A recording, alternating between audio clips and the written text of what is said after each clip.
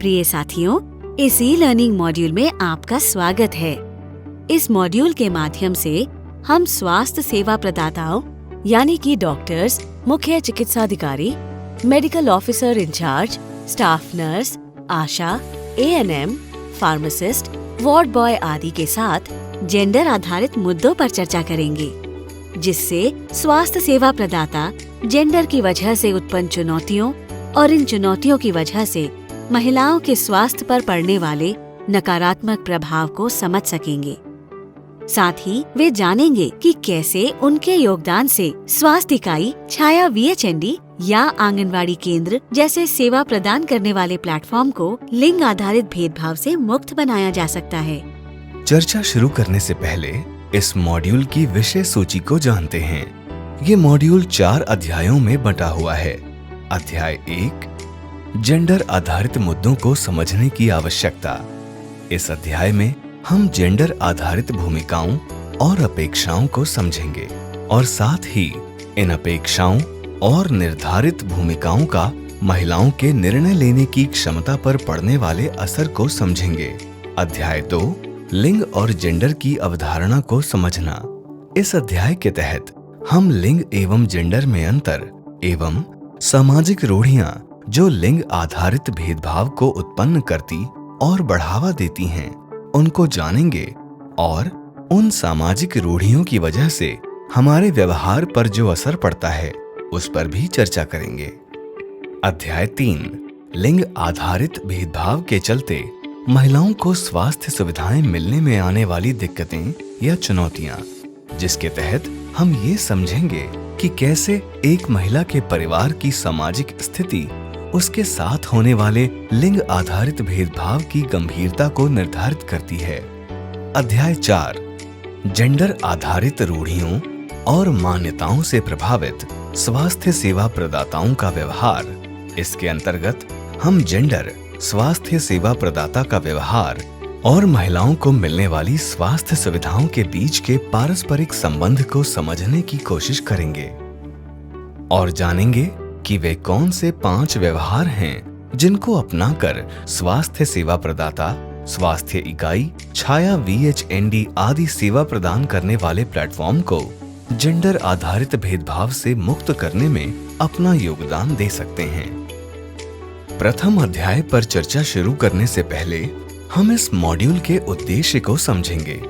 इस मॉड्यूल का उद्देश्य है स्वास्थ्य सेवा प्रदाताओं की जेंडर के मुद्दों पर समझ विकसित करना। ये मुद्दे हैं जेंडर आधारित भूमिकाएं और अपेक्षाएं, लिंग एवं जेंडर की अवधारणा तथा सामाजिक रूढ़ियों और परंपराओं की वजह से होने वाला लिंग आधारित भेदभाव, जेंडर आधारित चुनौतियां जो महिलाओं की स्वास्थ्य सेवाओं तक पहुंच को प्रभावित करती हैं, स्वास्थ्य इकाई, छाया वीएचएनडी आदि सेवा प्रदान करने वाले प्लेटफॉर्म्स को लिंग आधारित भेदभाव से मुक्त करने में सेवा प्रदाताओं की भूमिका। उद्देश्य को समझने के बाद अब हम हर एक अध्याय पर विस्तृत चर्चा करेंगे।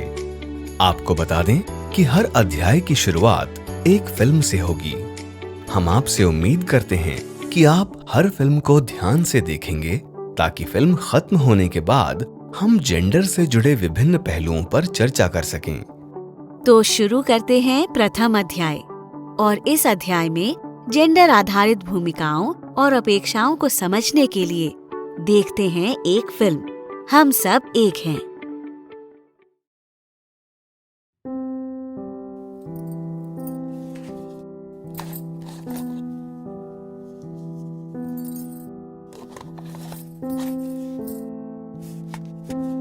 अरे चाय मिलेगी कि नहीं? बस ला रही हूँ।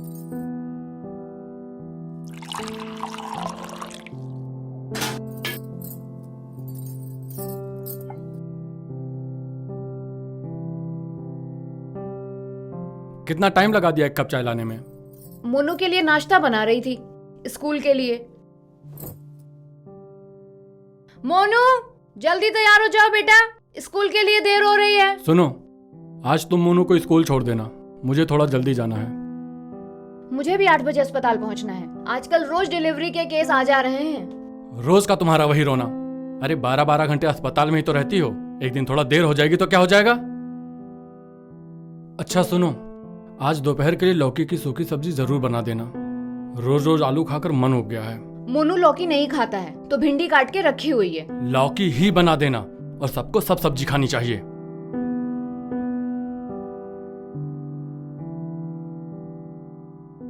आज फिर डॉक्टर साहब चिल्लाएंगे।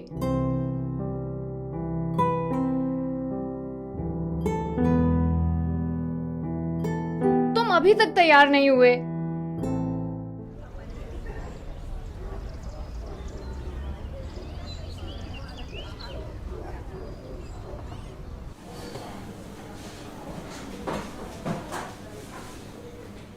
सिस्टर, जल्दी अंदर जाइए। अभी अभी एक महिला आई है प्रसव के लिए। लगता है तुरंत डिलीवरी हो जाएगी। हाँ हाँ जाती हूँ। पता नहीं ये लोग कब सुधरेंगे, हमेशा आखिरी वक्त पर आते हैं।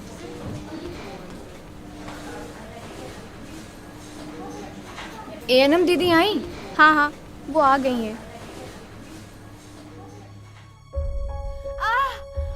अरे इतना क्यों चिल्ला रही है? पहली बार थोड़ी बच्चा पैदा कर रही है। अरे इसकी खुद की हालत तो देखो, तीसरा बच्चा है ये। खुद पे कोई कंट्रोल है कि नहीं?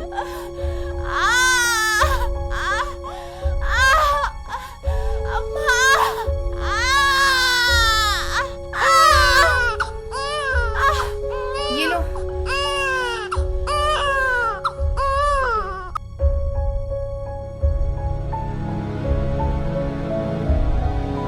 देखो दोनों की हालत कितने कमजोर हैं। 15-16 ग्राम से ज्यादा का बच्चा नहीं है। दीदी, बेटा है या बेटी? बेटी हुई है।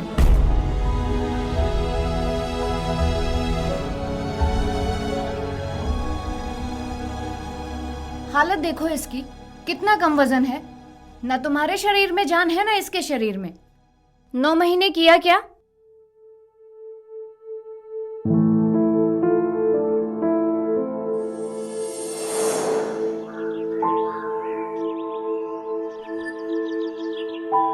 माँ जी, आप बाहर बैठिए, मैं सारी जांचें करवा के आती हूँ। ठीक है बहू, 2 बेटियों के बाद फिर से गर्भवती हुई हो। अब की तो बेटा ही होगा। सारी जांच अच्छे से करा लेना, हाँ? ठीक है जी। अरे सरिता, आओ आओ, बैठो। चलो, अच्छा हुआ तुम आ गई। 10 बार बुलाने पर तो तुम आती हो। दीदी, यहाँ आना क्या अपने हाथ में होता है? गांव से बाहर तो हमारा घर है और सुबह खेत पे भी जाना पड़ता है काम से, और घर का काम अलग। लाइन में लग जाओ, तुम्हारा वजन ले लेते हैं। रूपा जी आई।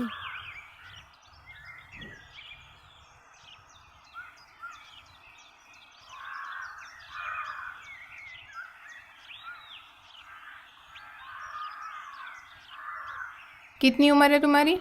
जी 22 साल। दूसरा बच्चा है? नहीं, 2 बच्चे हैं। इतनी कम उम्र में तीसरी बार माँ बन रही हो? क्या करें, माँ बाप ने 17 साल में ब्याह कर दिया था, क्योंकि हम 4 बहनें थी। ये तो बहुत छोटा है। जी 7 महीने का है। इतनी जल्दी तुम फिर से गर्भवती हो गई? हे भगवान, मेरे भी तो 2 बच्चे हैं। एएनएम दीदी मुझे भी डांटेंगी। तुम्हें पता है तुम्हारे और तुम्हारे होने वाले बच्चे का क्या हाल होगा? पता नहीं तुम लोग इतने लापरवाह क्यों हो। बच्चों के प्रति कोई जिम्मेदारी है कि नहीं? अब क्या करें, ये सब अपने हाथ की चीज़ तो है नहीं। जो होना होता है वो हो जाता है। अब क्या कहें तुम लोगों को। अच्छा जाओ। जी नमस्ते। तुम आओ।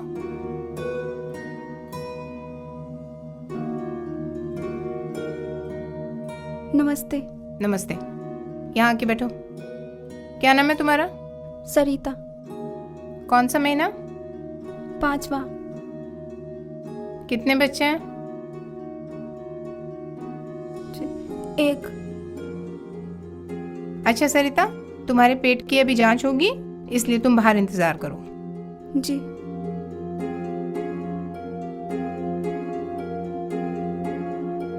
अब मैं क्या करूं? जांच करवाऊं या नहीं? रहने दो, मुझे नहीं करवानी है कोई जांच। घर जाती हूँ मैं।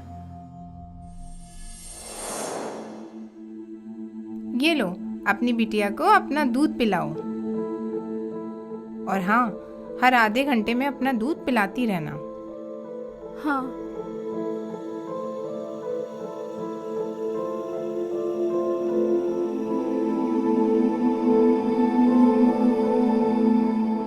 तो उम्मीद है कि आपने फिल्म ध्यान से देखी होगी।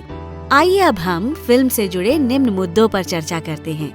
हर एक मुद्दे पर चर्चा करने हेतु आपको 2 मिनट का समय दिया जाएगा। क्या फिल्म में दिखाया गया व्यवहार एवं घटनाएं आपने अपने आसपास होते हुए देखी हैं?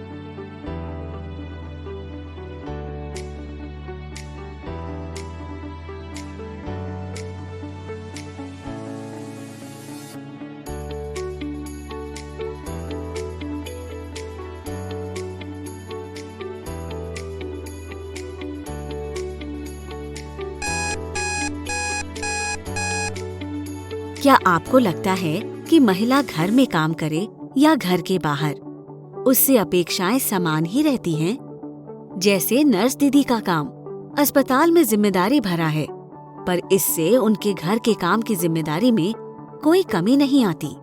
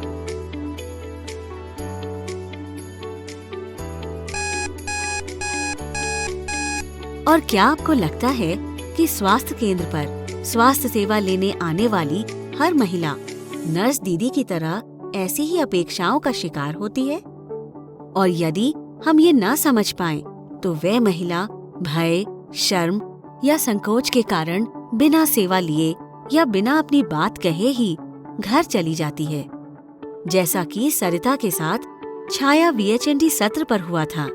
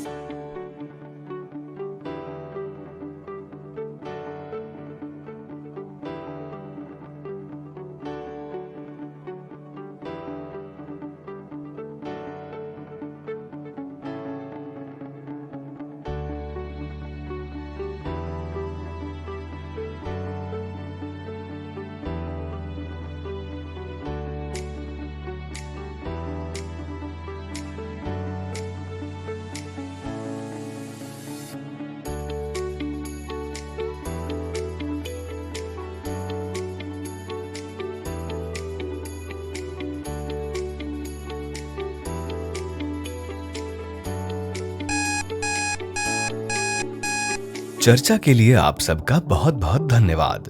आप सबने चर्चा के दौरान ये माना कि फिल्म में दिखाए गए मुद्दे कहीं न कहीं हमारे जीवन से जुड़े हैं। हम सबने यह भी माना कि सामाजिक रूढ़ियां और परंपराएं स्त्री और पुरुष की अलग अलग भूमिकाओं का निर्धारण करते हैं और उनसे अलग अलग अपेक्षाएं रखते हैं, और ये अपेक्षाएं दोनों पर ही थोपी जाती हैं। जैसा कि अभी हमने इस फिल्म में भी देखा, भले ही नर्स दीदी को काम पर जाने में देर हो रही थी, लेकिन उनको अपने घर के कामों को पूरा करके ही स्वास्थ्य केंद्र जाना था और उन्हें सबकी पसंदगी और नापसंदगी का भी ध्यान रखना था। वहीं उनके पति को सिर्फ बाहर के काम पर ही ध्यान देना था। आज भी महिला और पुरुष को समाज द्वारा निर्धारित मानकों के अनुरूप ही काम करना होता है। आमतौर पर महिलाओं और पुरुषों के बीच कार्यों और जिम्मेदारियों का विभाजन निम्नवत होता है। जैसे महिला घर का सारा काम करे, बच्चों की व परिवार के अन्य सदस्यों की अच्छे से देखभाल करे, मृदुभाषी हो, परिवार में संतुलन बनाए रखे, घर में बिना शिकायत किए खुशी से रहे और घर का मुखिया जो निर्णय ले उसका पालन करें, और इस कारण उसके व्यवसाय या नौकरी को प्राथमिकता नहीं दी जाती, और घर के बाहर काम करने पर भी घर की जिम्मेदारियों को वह ठीक से पूरा करे, यह उम्मीद की जाती है। और वहीं पुरुषों पर घर की आर्थिक जरूरतों को पूरा करने की जिम्मेदारी होती है, और इसीलिए उनकी नौकरी या व्यवसाय को प्राथमिकता दी जाती है। चूंकि पुरुषों का संसाधनों पर नियंत्रण होता है, अतः अक्सर घर के महत्वपूर्ण कार्यों में अंतिम निर्णय उन्हीं का होता है, जबकि घर के भीतर के कार्यों में वह भागीदारी करें, ऐसा समाज उनसे अपेक्षा नहीं करता। निर्णायक होने के साथ साथ समाज पुरुषों से यह भी अपेक्षा करता है कि परिवार का नियंत्रण उनके हाथों में हो, और इसीलिए समाज उनको आक्रामक और बलवान होने या दिखने पर मजबूर करता है। यानी स्पष्ट है कि समाज की महिलाएं और पुरुषों से अलग अलग अपेक्षाएं होती हैं और वे दोनों ही इन अपेक्षाओं से बंधे होते हैं। इसीलिए पुरुषों और महिलाओं के बीच जिम्मेदारियों का बंटवारा समान न होने के कारण महिलाओं पर नकारात्मक प्रभाव पड़ता है। जैसे कि महिला को निर्णय लेने की स्वतंत्रता नहीं होती, यानी वे घर के बाहर बिना पूछे और अकेले नहीं जा सकती और वे बाहर निकलने के लिए परिवार के पुरुष सदस्यों पर निर्भर होती है। यहाँ तक कि अगर उनको स्वास्थ्य सुविधा लेने के लिए बाहर जाना हो तो भी बिना अनुमति और घर के कामों को निपटाए बिना वे नहीं जा सकती। हालांकि ऐसा हर घर में नहीं होता, पर सामान्य तौर पर समाज की अपेक्षाओं का नकारात्मक असर अभी भी महिलाओं पर ज्यादा पड़ता है। कई बार तो युवा लड़कियों व किशोरियों को घर के बाहर जाने के लिए छोटे भाई को साथ ले जाना पड़ता है और कामकाजी महिलाएं वो तो अक्सर दोहरे बोझ से दबी रहती हैं, जिस कारण वे अपना ध्यान बिल्कुल नहीं रख पाती। कई बार तो घर और बाहर दोनों की अपेक्षाओं को पूरा न कर पाने पर हताश और कुंठित हो जाती हैं, जिसका असर उनके मानसिक और शारीरिक स्वास्थ्य पर पड़ता है। अक्सर सार्वजनिक संस्थानों पर कार्य करने वाले लोग भी जेंडर आधारित भेदभावों से प्रभावित होकर व्यवहार करते हैं। जैसे कि सिनेमा हॉल में रात का शो या तो पुरुष देखते हैं या परिवार के अन्य सदस्यों के साथ महिलाएं। यदि कोई महिला अकेले टिकट ले तो उसके प्रति लोगों का व्यवहार उचित नहीं होता और ऐसे ही व्यवहार का सामना महिलाएं थाना, पब्लिक पार्क, स्वास्थ्य इकाई, बाजार व अन्य सार्वजनिक जगहों पर करती हैं। इसी तरह महिला का रात में किसी आवश्यक कार्य से बाहर निकलना या अकेले रेल या बस का टिकट लेकर यात्रा करना समाज की अपेक्षाओं के विपरीत माना जाता है और लोग उस महिला के बारे में गलत धारणा बनाकर उसके साथ सही व्यवहार नहीं करते, या फिर कुछ गलत हो रहा हो तो अक्सर लोग चुपचाप तमाशा देखते हैं और सोचते हैं कि यदि महिला सही होती तो रात में क्यों यात्रा करती, वो भी अकेले। ऐसे ही पुरुषों को भी समाज की अपेक्षाओं के विपरीत जाने पर अनुचित व्यवहार का सामना करना पड़ता है। यदि पुरुष भावुक होते हैं या शौक से घर के काम करते हैं या फिर अपनी पत्नी के निर्णयों को मानते हैं तो अक्सर लोग उनका मजाक बनाते हैं।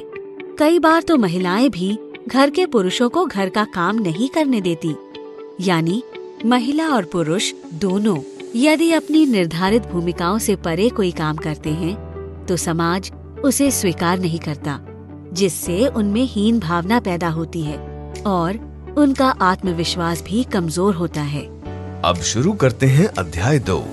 इसमें हम लिंग और जेंडर को समझकर उन सामाजिक रूढ़ियों और परंपराओं को जानेंगे जो लिंग आधारित भेदभाव को उत्पन्न करती और बढ़ावा देती हैं।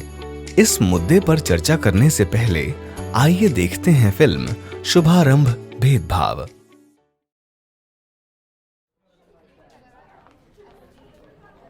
रमेश, जी दीदी, क्या हुआ है?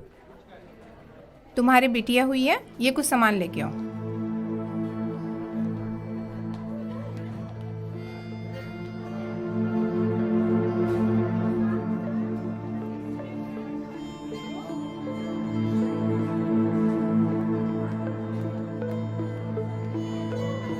अरे अम्मा, परेशान मत हो, अगले साल पोता जरूर होगा।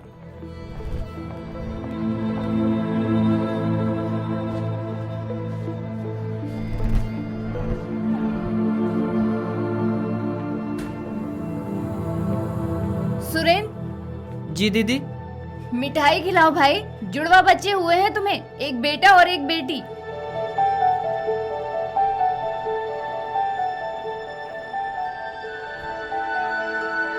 मेरे घर का चिराग आया है बेटा, जाओ सबको मिठाई खिलाओ। मैडम, आप जल्दी से मेरे पोते का मुंह दिखला दीजिए। हाँ हाँ माँ जी, पोते का मुंह भी देखने को मिल जाएगा। दीदी, क्या आपने खुशखबरी दी है? ये लीजिए अपना नेक, और मैं आपके लिए लड्डू लेकर आता हूँ।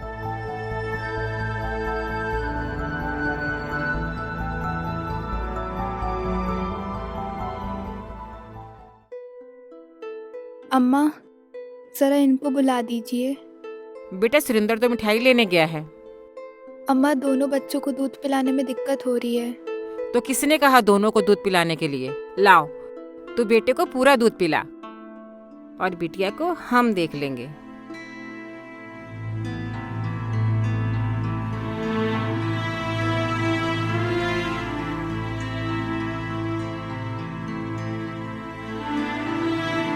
अम्मा, लेकिन दूध तो दोनों को ही चाहिए ना, दोनों ही बच्चे कमजोर हैं।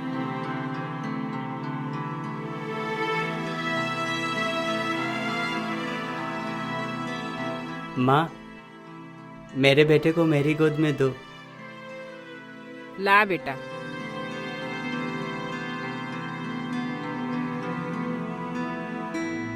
अले ले ले ले ले मेला मेला बच्चा।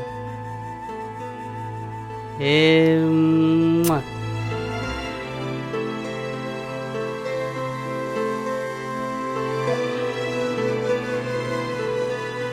सुनिए, एक बात कहनी थी। हाँ, अभी आकर के सुनता हूँ।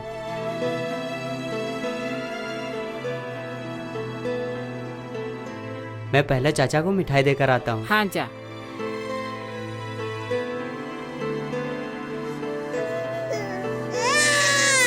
ले, अब इसे अच्छे से दूध पिला।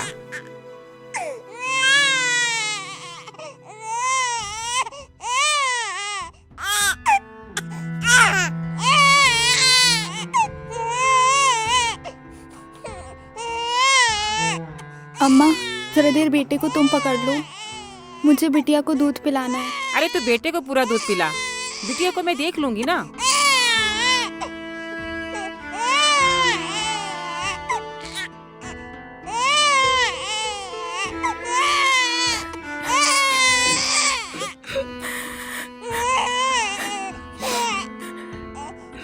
अरे, रो क्यों रही हो?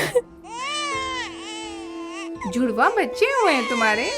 देखो, बेटा और बेटी आने से सब कितने खुश हैं। दीदी, सिर्फ बेटे के आने से।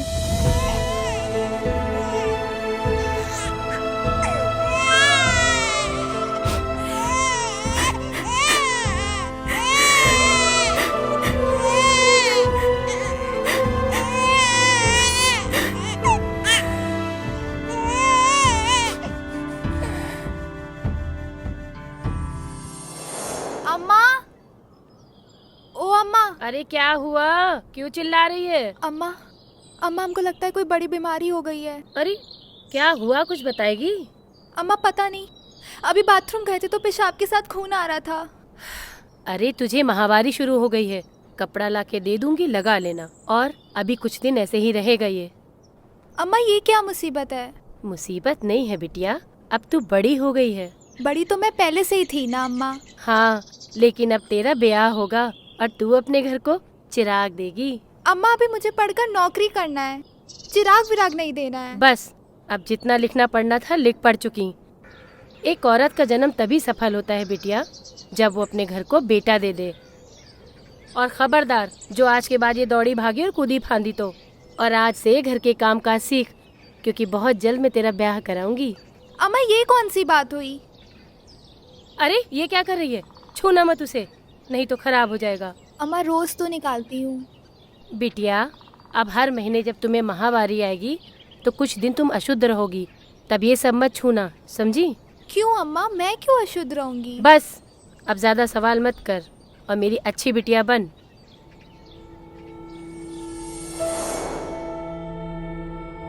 नीलम, नीलम।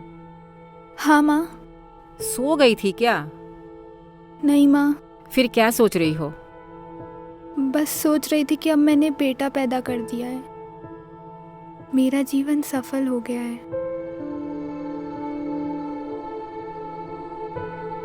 अम्मा, बिटिया कहाँ है?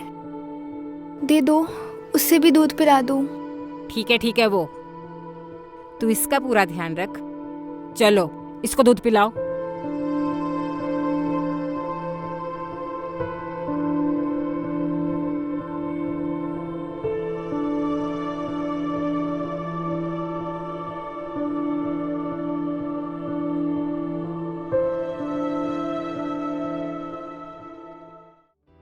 दुनिया में किसी बच्चे का आना सबसे शुभ होता है, लेकिन इस शुभारंभ के साथ ही हम बेटा और बेटी के आधार पर भेदभाव भी शुरू कर देते हैं, जैसा कि आप सबने फिल्म देखते समय महसूस किया होगा।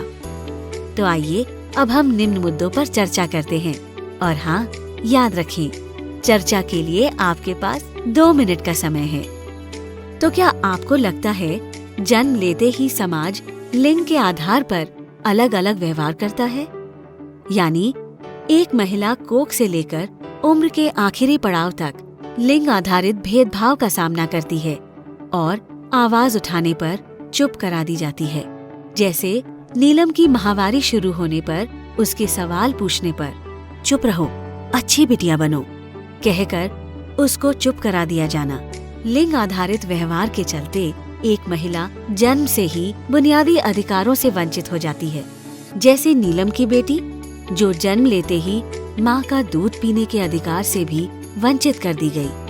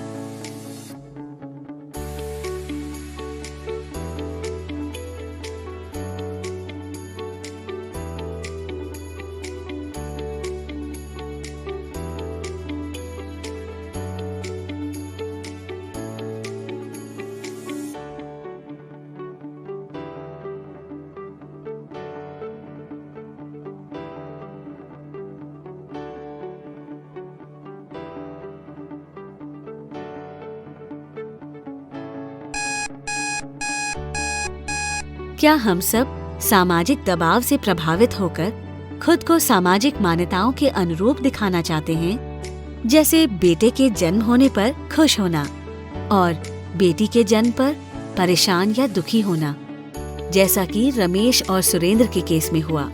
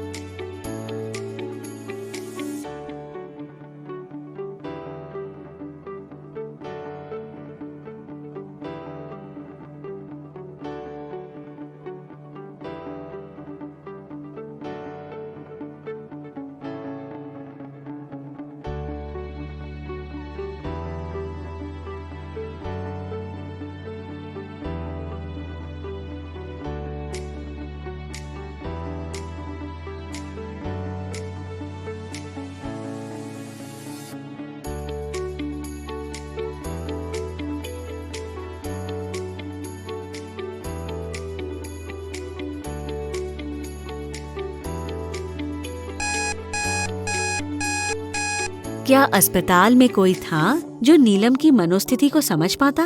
जबकि 9 महीने जिन जुड़वा बच्चों को उसने अपनी कोख में पालकर जन्म दिया, सिर्फ लिंग आधारित भेदभाव के चलते ना चाहते हुए भी वह अपने दोनों बच्चों के साथ समान व्यवहार नहीं कर पाई और उसके इस दर्द को समझने और उसे सांत्वना देने वाला भी वहां कोई नहीं था।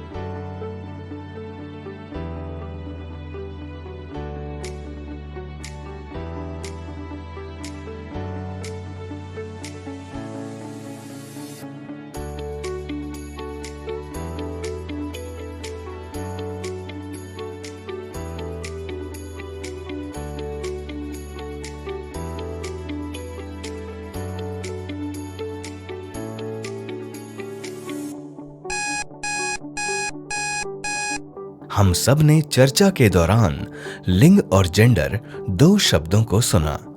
आइए समझते हैं क्या है लिंग और जेंडर। जब जननांगों के आधार पर स्त्री या पुरुष का निर्धारण होता है तो उसे लिंग कहते हैं।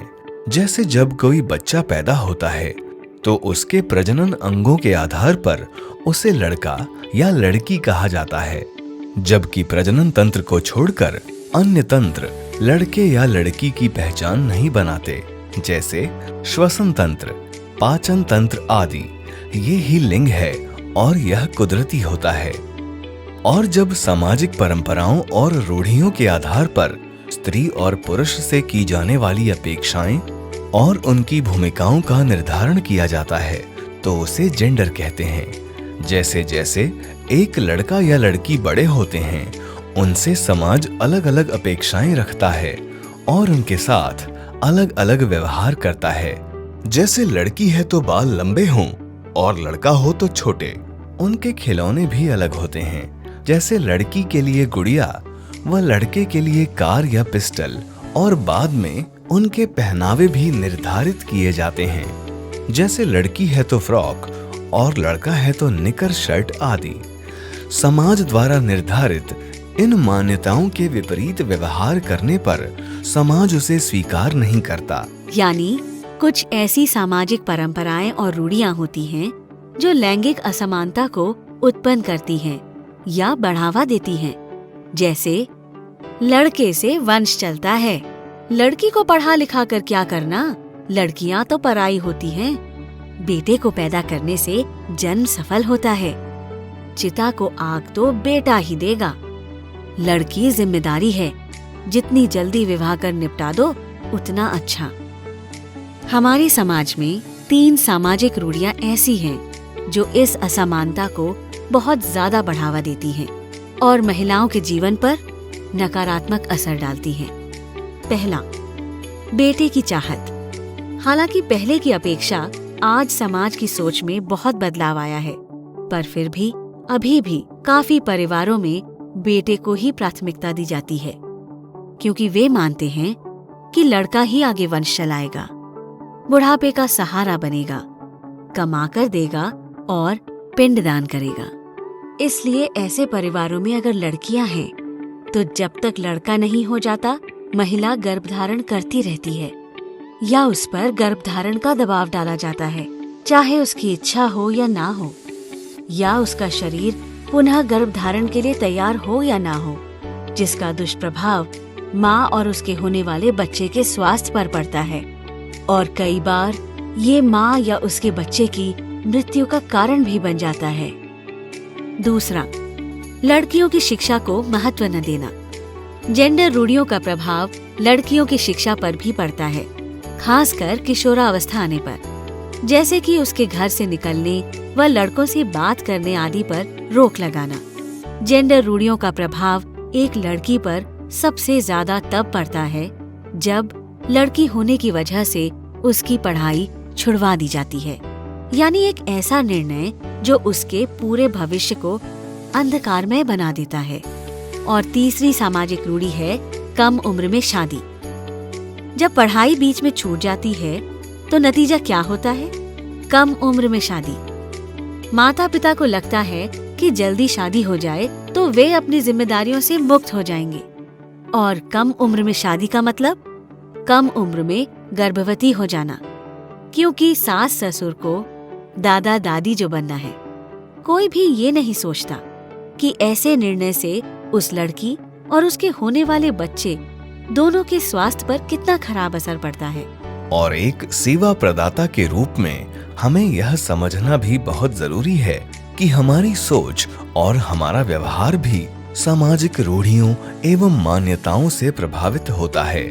जैसा कि आपने फिल्म में भी देखा कि कैसे सेवा प्रदाता एवं परिवार के सदस्यों का व्यवहार सामाजिक परंपराओं और सोच से प्रभावित था और वे जाने अनजाने समाज की सोच के विपरीत जाना या दिखना नहीं चाहते थे, और ऐसे में उस भेदभाव को बढ़ावा दे रहे थे जो महिलाओं के स्वास्थ्य पर नकारात्मक असर डालते हैं।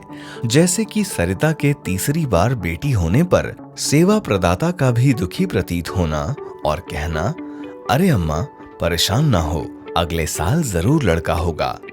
ऐसे ही रमेश के जुड़वा बच्चे होने पर खुश होना और कहना, मिठाई खिलाओ भैया। अक्सर जब स्वास्थ्य इकाई में दो परिवार हों और एक परिवार में बेटा हुआ हो और दूसरे में बेटी, तो बेटे वाले परिवार में जश्न और खुशी का माहौल होता है, जो जाने अनजाने बेटी के परिवार में हीन भावना पैदा करता है। स्वास्थ्य सेवा प्रदाता और परिवार के सदस्यों सबका व्यवहार सामाजिक मान्यताओं से प्रभावित होता है, न कि इस सोच से कि लड़का या लड़की में अंतर नहीं करना चाहिए। ऐसे ही नीलम की माँ भी सामाजिक रूढ़ियों और परंपराओं से प्रभावित होकर उसके माहवारी शुरू होने पर उसको स्कूल जाने से मना करती। वह अशुद्ध है इसलिए अचार छूने से मना करती है और उसको समझाती हैं कि औरत का जन्म बेटा पैदा करके ही सफल होता है, इसलिए वो अब पढ़ाई छोड़कर घर के काम काज सीखे। सबसे महत्वपूर्ण मुद्दा यह है कि एक स्वास्थ्य इकाई पर जब महिला लैंगिक असमानता की वजह से अपने स्वास्थ्य अधिकारों और सेवाओं से वंचित हो रही होती है, तब उसको वहां पर सांत्वना देने के लिए भी कोई नहीं होता। एक सेवा प्रदाता के रूप में हमें महिलाओं की इस स्थिति को समझना बहुत जरूरी है, क्योंकि महिलाओं की इस स्थिति को समझे बिना उसे उचित स्वास्थ्य सेवा मिले यह हम सुनिश्चित नहीं कर पाएंगे। अब तीसरे अध्याय में हम ये जानेंगे कि लिंग आधारित भेदभाव के चलते महिलाओं को स्वास्थ्य सुविधाएं मिलने में क्या चुनौतियां या दिक्कतें आती हैं। सत्र की शुरुआत फिल्म के अगले भाग हमारी अनसुनी आवाज से करते हैं। बिटिया को दूध पिलाया? दीदी, अभी दूध पूरा नहीं आ रहा है। पिलाती रहो, आ जाएगा। और कुछ खाओ पियो भी। दीदी, अब मैं और बच्चा नहीं चाहती। तुम्हारी 3 बेटियां हैं, सोच लो, अपने पति से बात करो और कोई ना कोई साधन अपना लो। क्या हुआ दीदी? अब तुम दोनों कोई गर्भ निरोधक साधन अपना लो। सरिता भी अब बच्चा नहीं चाहती। अरे 3 बेटियां हैं, खानदान का नाम रोशन करने वाला चिराग अभी कहाँ आया है जो परिवार नियोजन साधन अपना ले। दीदी हम सोचकर बता देंगे। दीदी,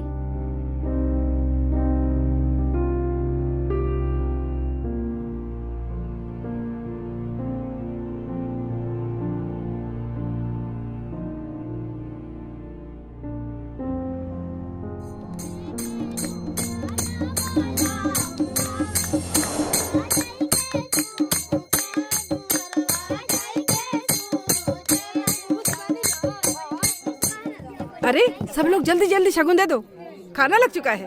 अरे दुलारी बुआ, अरे है आ जाओ।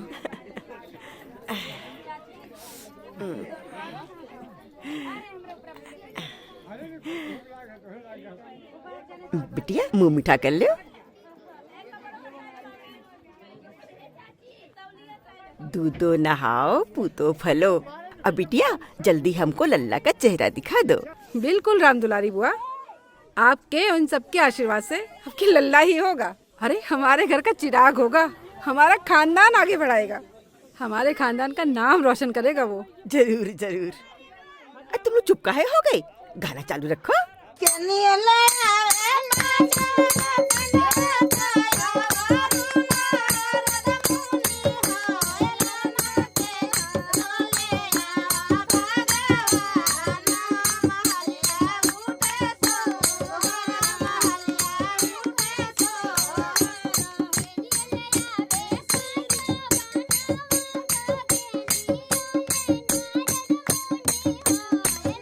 सबने खाना खा लिया? हाँ। तुमने खाया? हाँ। खाना और बचा है? बता नहीं। तुम जाकर खेलो।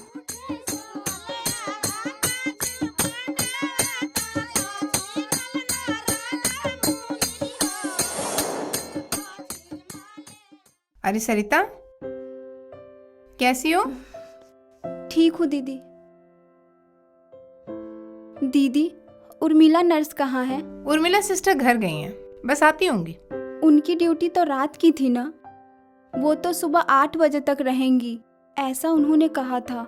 लगता है थक गई होंगी, आराम करने लगी होंगी।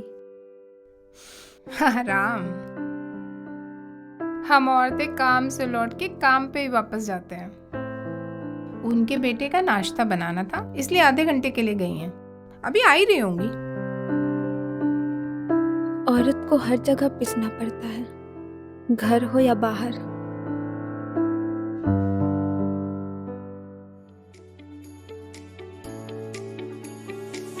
उम्मीद करते हैं कि आप सबने पूरे ध्यान से फिल्म देखी होगी। अब हम निम्न मुद्दों पर चर्चा करेंगे। आपको क्या लगता है, जो महिलाएं आपके पास स्वास्थ्य सेवाएं लेने आती हैं, वे अपने निर्णय लेने के लिए स्वतंत्र होती हैं? 2 मिनट चर्चा करें।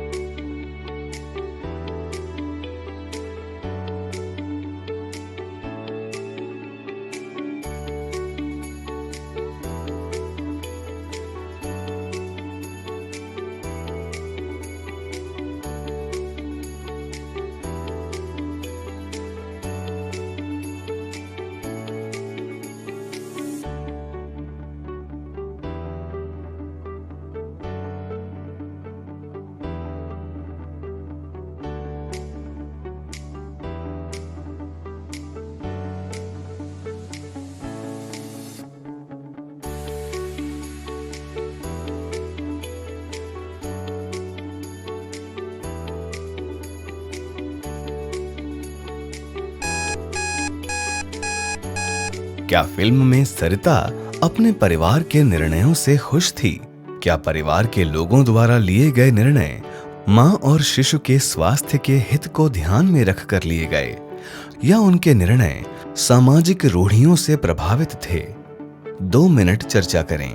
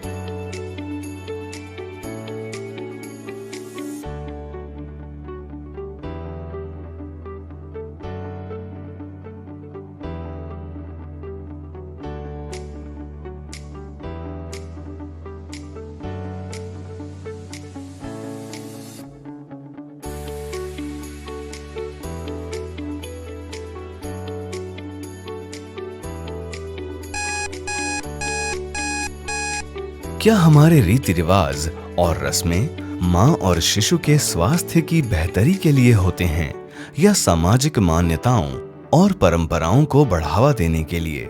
2 मिनट चर्चा करें।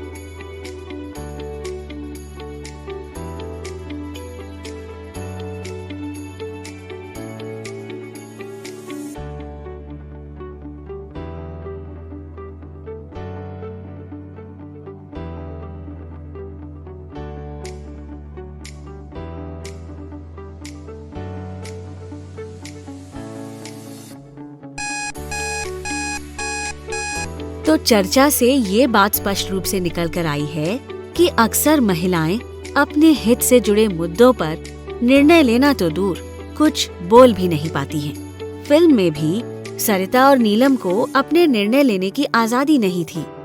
जैसे सरिता के ऊपर बेटा पैदा करने का दबाव था और नीलम के ऊपर अपनी बेटी को दूध ना पिलाने का।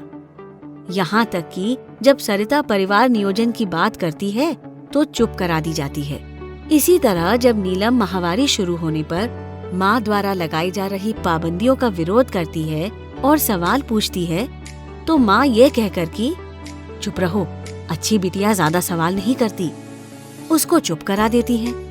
और उर्मिला कामकाजी महिला होते हुए भी भिंडी बना लूं जब ये पूछती है तो पति द्वारा जोर से बोलकर कि लौकी ही बनेगी, उसको भी चुप करा दिया जाता है।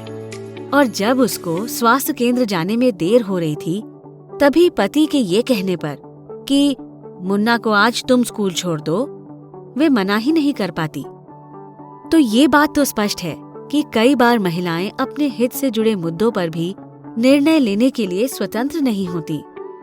इसी प्रकार अक्सर परिवार के लोग माँ और शिशु के स्वास्थ्य के आधार पर निर्णय नहीं लेते, बल्कि वे सामाजिक रूढ़ियों और मान्यताओं को ज्यादा महत्व देते हैं। जैसे जब सरिता परिवार नियोजन अपनाना चाहती है तो उसकी सास और पति मना कर देते हैं और स्वास्थ्य सेवा प्रदाता भी पहले पति से बात कर लो की सलाह देती है, क्योंकि सरिता की पहले से 2 बेटियां थी और तीसरी संतान भी बेटी हुई थी। इसी प्रकार हम रीति रिवाज और परंपराओं का पालन करने में कई बार माँ और शिशु के स्वास्थ्य को अनदेखा कर देते हैं। जैसे कि सरिता की गोद भराई की रस्म के दौरान वो भूखी है या वो क्या चाहती है, इसके बारे में कोई नहीं सोच रहा था, बल्कि सब रस्म अदायगी में लगे हुए थे और बेटा हो केवल इस बात की शुभकामनाएं दे रहे थे। अक्सर कई रीति रिवाज और रस्में ऐसी होती हैं जो लिंग आधारित भेदभावों को बढ़ावा देती हैं और ऐसे व्यवहार को सामाजिक रूप से स्वीकृति व सामान्य बना देती हैं। जैसे विवाह के बाद नववधू को दिया जाने वाला आशीर्वाद, दूधो नहाओ पूतो फलो, जिसमें बेटा हो ऐसा आशीर्वाद ही दिया जाता है। इसी प्रकार से ऐसे कई लोकगीत भी होते हैं जो बेटे को ही संबोधित करते हैं, और वहीं लड़कियों के लिए ज्यादातर वो लोकगीत हैं जो विवाह, विदाई आदि रस्मों के लिए ही बने होते हैं। शायद ही हम में से कोई किसी गर्भवती महिला को बेटी हो ऐसा आशीर्वाद देने की सोचेगा, भले ही वो बेटा या बेटी में भेदभाव न करता हो, पर परिवार के लोगों को बुरा न लगे ये सोचकर हम उन्हीं रस्मों का पालन करते हैं जो मान्य होती हैं। यानी लिंग आधारित भेदभाव के चलते महिलाएं बहुत सारी दिक्कतों और चुनौतियों का सामना करती हैं जो उनके स्वास्थ्य को प्रभावित करती हैं। जैसे माहवारी शुरू होते ही लड़की बड़ी हो गई यह मान लेना और उसे आगे बढ़ने से रोकना, कम उम्र में विवाह व कम उम्र में मां बनने का सामाजिक या पारिवारिक दबाव, औरत को अपने शरीर और स्वास्थ्य संबंधित जरूरतों के आधार पर निर्णय लेने की स्वतंत्रता न होना, महिलाओं को भी अन्य सदस्यों की तरह समय से पौष्टिक भोजन मिलने के रिवाज का न होना, यहाँ तक कि गर्भावस्था या प्रसव के बाद भी उनके भोजन को विशेष प्राथमिकता न देना, महिलाओं की नियमित जांच या सलाह की जरूरतों को गैर जरूरी और समय की बर्बादी समझना, बेटे या पोते की चाहत में महिला के स्वास्थ्य को अनदेखा करते हुए परिवार नियोजन साधन न अपनाने का दबाव बनाना, शिशु स्वास्थ्य के मुद्दे पर मां को अनदेखा कर केवल पिता या अन्य बड़े बुजुर्ग जैसे दादा या दादी आदि के निर्णय को प्राथमिकता देना, महिला का कामकाजी होने पर दोहरी चुनौतियों का सामना करना। एक स्वास्थ्य सेवा प्रदाता के रूप में हमको यहाँ ये समझना बहुत जरूरी है कि अक्सर उनके पास जो महिलाएं आती हैं, उनमें से ज्यादातर महिलाएं अपने निर्णय लेने के लिए स्वतंत्र नहीं होती, और यदि किसी महिला के परिवार की सामाजिक स्थिति अच्छी नहीं है, यानी वह गरीब, अल्पसंख्यक या वंचित समुदाय से है, तो उसको दोहरी चुनौतियों का सामना करना पड़ता है। यदि महिला शिक्षित नहीं है तो जानकारी के अभाव में वह स्वास्थ्य सेवाओं का लाभ नहीं ले पाती है और न ही सही सवाल पूछ पाती है। जैसे रूपा के 3 बच्चे होने पर उसको टोके जाने पर वह कहती है, दीदी ये क्या अपने हाथ में है? कई बार स्वास्थ्य सेवा प्रदाता ऐसी महिलाओं से बिना उनकी सहमति लिए स्वयं निर्णय ले लेते हैं और सोचते हैं कि ये तो पढ़ी लिखी नहीं है, तो इससे सहमति लेने की क्या आवश्यकता है। यदि महिला का घर गांव के बाहरी टोले में है तो वहां स्वास्थ्य सेवाओं की पहुंच मुश्किल होती है। जैसे फिल्म में सरिता आशा दीदी से कहती है कि गांव के बाहर है घर, क्या वहां से VHND आना आसान है। एक सेवा प्रदाता के रूप में एक महिला की इन चुनौतियों को समझना बेहद जरूरी है, क्योंकि इनको समझे बिना एक महिला को सम्मान और गरिमा के साथ स्वास्थ्य सेवाएं मिल पाना असंभव है। हम सबको अब यह स्पष्ट हो चुका है कि एक सेवा प्रदाता के रूप में हमारा व्यवहार जेंडर रूढ़ियों एवं मान्यताओं से प्रभावित होता है। ऐसे में स्वास्थ्य केंद्र पर जेंडर आधारित मुद्दों को हम कैसे संबोधित कर सकते हैं, इसको समझने के लिए आइए देखते हैं फिल्म का आखिरी भाग, हम ही लाएंगे बदलाव।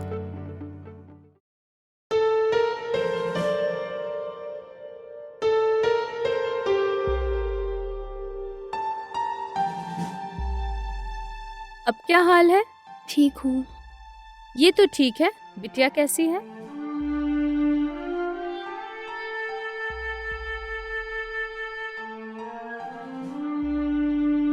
जुड़वा बच्चे हुए थे ना इन्हें? जी डॉक्टर, एक बेटा और एक बेटी हुई थी। दोनों ही बहुत कमजोर थे।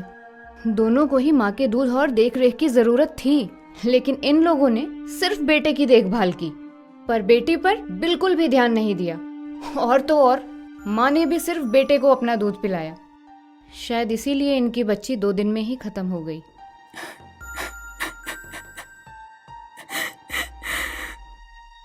पता नहीं कब अकल आएगी इन सबको।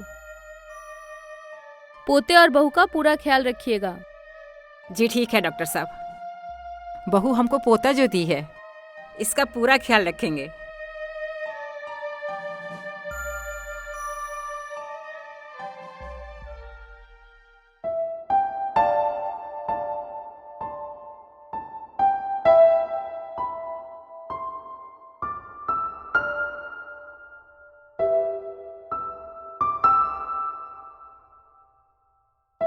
अरे कहाँ जा रहे हैं आप लोग? इनको तो 48 घंटे हॉस्पिटल में रहना है। डॉक्टर साहब, बहुरिया को शौचालय लेके जा रहे हैं। उस कमरे से बड़ी दूर चल के जाना पड़ता है। हम आज शाम को ही घर ले जाएंगे इसे। अरे कम से कम थोड़ा सुकून तो मिलेगा। अरे इतना भी दूर क्या है? सभी महिलाएं इस्तेमाल करती हैं और सभी की हालत इनके जैसी है। सुनिए, मैं बाजार से आ रही हूँ, आपसे चेक लेना था। अभी देता हूँ। जी। नर्स, लेडीज वॉशरूम किधर है? इधर से जाके सीधे। अरे कितनी दूर है? बस थोड़ी दूर है। अरे सुनो, तुम मेरे केबिन का वॉशरूम इस्तेमाल कर लो। ठीक है। सर, शौचालय की दूरी तो दोनों के लिए बराबर है।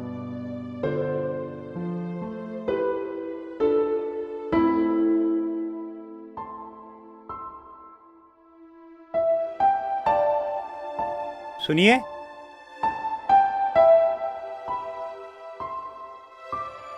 आप भी मेरे केबिन का वॉशरूम इस्तेमाल कर सकती हैं।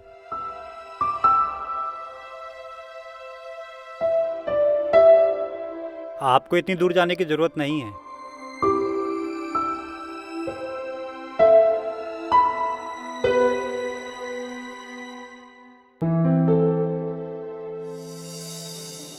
आप सबने फिल्म को बड़े ध्यान से देखा, इसके लिए आप सबको धन्यवाद। अब हम कुछ महत्वपूर्ण पहलुओं पर चर्चा करेंगे, और जैसा आप जानते हैं कि आपके पास हर पहलू पर चर्चा करने के लिए 2 मिनट हैं। क्या सेवा प्रदाता की सोच या व्यवहार का असर महिला के स्वास्थ्य सेवा के लिए जाने के निर्णय पर पड़ता है? चर्चा हेतु समय 2 मिनट।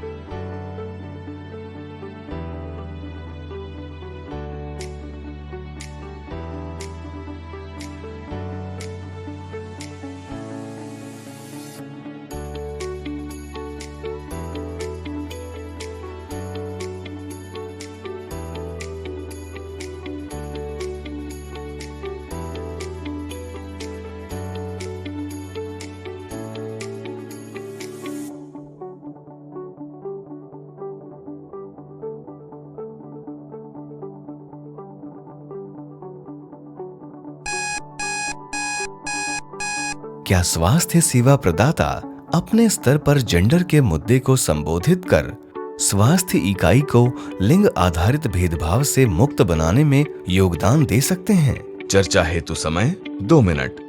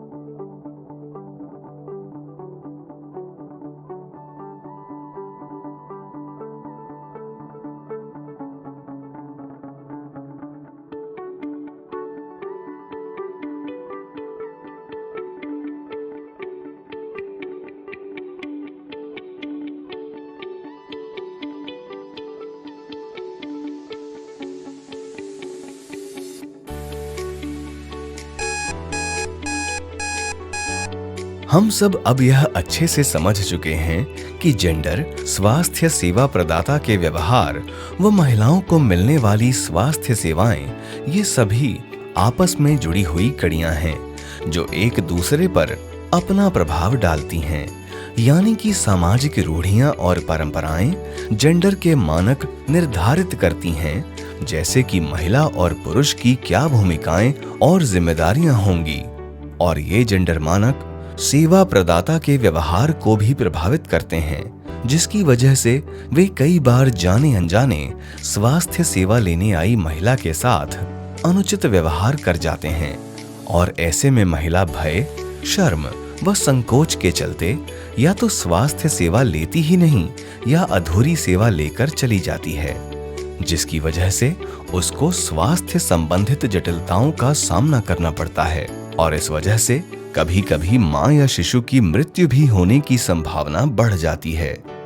जैसा कि फिल्म में सरिता के साथ हुआ, जब वह VHND सत्र गई, वहां सेवा प्रदाता द्वारा रूपा की स्थिति को समझे बिना जिस तरह से उसको लापरवाह समझकर सवाल जवाब किया गया, उससे सरिता डर गई और उसको भी सबके सामने शर्मिंदगी न उठानी पड़े, इसलिए उसने 2 बेटियां होने के बावजूद झूठ बोला कि उसकी एक बेटी है, और वह बिना सेवा लिए वहां से चली गई और शायद कभी भी वापस VHND नहीं आई, जिसकी वजह से उसको कमजोर बच्चा हुआ और उसकी स्थिति भी ठीक नहीं थी। ऐसे ही सरिता को परिवार नियोजन अपनाने के लिए और नीलम को अपनी बेटी को स्तनपान कराने के लिए भी सेवा प्रदाता से अपेक्षित सहयोग नहीं मिल पाया, जो कि मां और शिशु के स्वास्थ्य के लिए बेहद जरूरी था। यानी स्वास्थ्य सेवा प्रदाता के रूप में हमारी सोच और व्यवहार महिला और शिशु के स्वास्थ्य संबंधित निर्णयों को प्रभावित करते हैं। इसलिए स्वास्थ्य सेवा प्रदाता को जेंडर के मुद्दों को समझना जरूरी होता है, ताकि वह आने वाली महिला की वास्तविक स्थिति को समझ सकें और उस महिला को सही निर्णय लेने में मदद कर सकें। और हमारा ये समझना भी बहुत जरूरी है कि एक सेवा प्रदाता का जेंडर रूढ़ियों से प्रभावित हुए बिना महिलाओं के साथ संवेदनशील व्यवहार करना उन पर सकारात्मक प्रभाव डालता है, जैसे कि महिला खुलकर अपनी बात रखेगी, और स्वास्थ्य सेवा प्रदाता की बात भी सुनेगी। महिला के आत्मसम्मान व आत्मविश्वास में वृद्धि होगी। महिला अनचाहे दबाव से मुक्त होगी और वे ऐसे निर्णय लेगी जो उसके लिए बेहतर और लाभकारी होंगे। यदि परिवार के सदस्य सही व्यवहार न अपनाने के लिए दबाव बना रहे हों, तो सेवा प्रदाता का सहयोग मिलने से महिला सही व्यवहार अपनाने की हिम्मत दिखा सकेगी, जैसे परिवार नियोजन अपनाना या बेटी को स्तनपान कराना आदि। इसके अलावा स्वास्थ्य इकाई पर लिंग आधारित भेदभाव मुक्त माहौल होने पर परिवार के सदस्यों पर भी दबाव पड़ेगा कि वे भेदभावपूर्ण व्यवहार से बचें। यानी यह स्पष्ट है कि यदि महिला को स्वास्थ्य इकाई, छाया VHND आदि पर लिंग आधारित भेदभाव से मुक्त माहौल मिले तो वह बेहतर ढंग से अपने निर्णय लेकर स्वास्थ्य सेवाओं का लाभ उठा पाएगी। यदि सेवा प्रदाता नीचे लिखे 5 व्यवहारों को अपनाएं, तो वे अपने स्वास्थ्य इकाई, छाया VHND या अन्य सेवा प्रदान करने वाले प्लेटफॉर्म को लिंग आधारित भेदभाव से मुक्त कर सकते हैं। पहला व्यवहार है समानुभूति, यानी महिलाओं की स्थिति और उनके निर्णय लेने की क्षमता को समझने का प्रयास करना। कोई महिला स्वास्थ्य केंद्र पर जिस हालात और स्थिति में पहुंचती है वह अक्सर उसके हाथ में नहीं होता। ऐसे में आप उसकी परिस्थितियों को समझकर उसको सहयोग प्रदान करें ताकि वह किसी भी तरह की स्वास्थ्य सेवा से वंचित न रह जाए। दूसरा, गैर आलोचनात्मक व्यवहार। महिला की पृष्ठभूमि, यानी वह बड़े घर या बड़ी जाति से हैं या वंचित समुदाय से, पढ़ी लिखी हैं या कम पढ़ी लिखी, इन बातों से प्रभावित हुए बिना उसके स्वास्थ्य हित एवं उसकी आवश्यकताओं को समझकर व्यवहार करना और उसको पूरी जानकारी देना ताकि वह सही निर्णय ले सके। यदि आप उसके हित में कोई निर्णय लें तो उसकी सहमति अवश्य लें। यह न सोचें कि महिला पढ़ी लिखी नहीं है तो उसको क्या बताना या उससे क्या पूछना। तीसरा, सम्मानजनक व्यवहार। जेंडर मानकों से परे सभी लाभार्थियों के साथ गरिमा व आदरपूर्ण व्यवहार करें, यानी हर एक महिला के अस्तित्व व व्यक्तित्व को पूरा सम्मान दें। महिला की निजता एवं गोपनीयता का पूरा ध्यान रखें और कोई भी ऐसे सवाल भीड़ में न पूछें जिसको बताने में एक महिला को झिझक महसूस हो। चौथा व्यवहार, संवेदनशील दैहिक भाषा का होना। जो भी महिला स्वास्थ्य सेवा लेने आ रही है उसका मुस्कुराकर अभिवादन करें, चाहे आपके पास बहुत ज्यादा काम हो या आप परेशान हो, फिर भी आप अपने हाव भाव सही रखें। जैसे महिला दर्द में है तो उसके हाथ या माथे पर अपना हाथ रखना, महिला को सम्मान के साथ देखना, उसको अनदेखा न करना, उसकी बात ध्यान से सुनना, उसको बैठने के लिए कुर्सी देना आदि। पांचवा व्यवहार, सामाजिक या पारिवारिक दबाव की स्थिति में महिला के साथ खड़े होना और परिवार को परामर्श देना।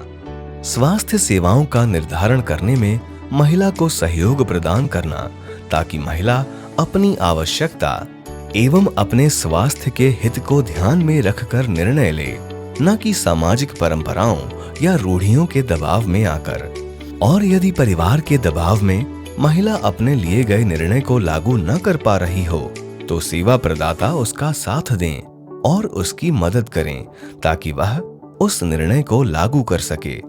जैसे यदि 2 बेटियों के बाद महिला परिवार नियोजन अपनाना चाहे और घर के लोग मना करें तो सेवा प्रदाता को महिला का सहयोग करना चाहिए और परिवार के सदस्यों से चर्चा कर उनको परामर्श देना चाहिए।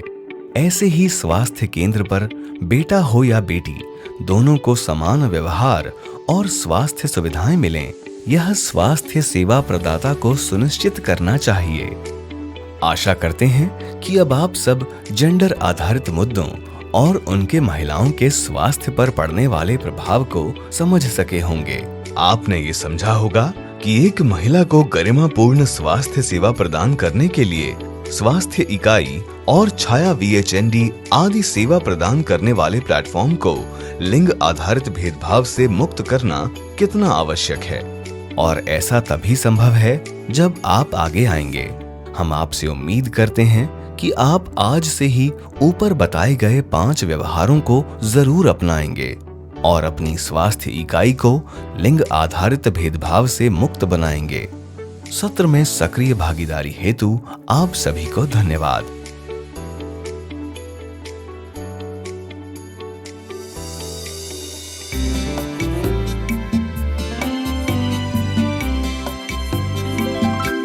थोड़ा ठहरे, थोड़ा सोचे, थोड़ा प्यार दे, थोड़ा सम्मान दे, थोड़ा समझे, थोड़ा समझाए, थोड़ा सा बदलाव लाके थोड़ी सी मुस्कान लाए। बस यही थोड़ी सी उम्मीद, बस यही